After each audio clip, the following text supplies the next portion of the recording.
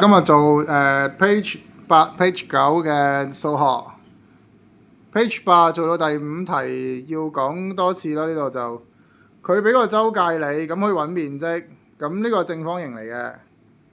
咁正方形你係咪四條邊一樣噶嘛？咁所以呢個呢，要將佢除四先。咁除四呢係揾到一條邊嘅長度。咁揾一條邊嘅長度之後點做啊？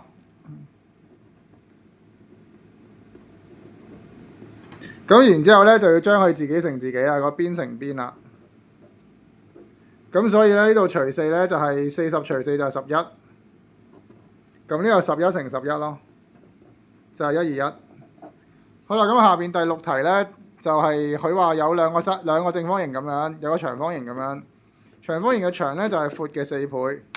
咁長方形嘅長係呢度係如果係4嘅話，呢度就係1。即係例如話佢長方形嘅長如果係8嘅，呢度就係2。好啦，而家呢度長方形嘅闊呢，亦都係等於咧呢個正方形嘅邊長嘅。咁正方形每個邊長一樣噶嘛，咁所以呢個係5，咁呢個係5，呢個係5。咁換言之，長方形嘅闊都係5咯。咁如果係闊嘅4倍呢，就係長。咁而家呢句説話係即係闊5嘅4倍呢，就係長啦咁樣。咁即係20。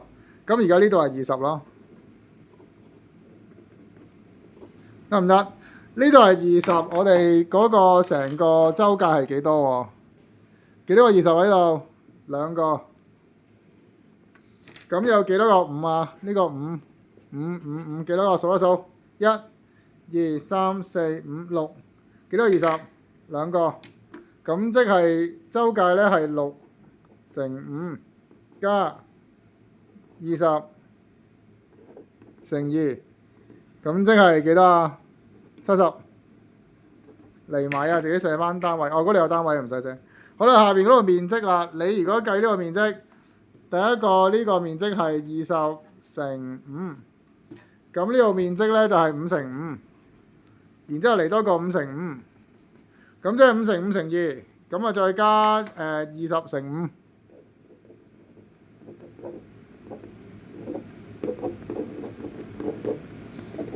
咁5乘5乘2係50，20乘5咧就係100，咁所以150單位啊，平方咩啊？不過佢嗰度答案有單位俾你嘅，你唔使寫單位㗎啦，呢個 OK 啦。得唔得？呢個 page 8。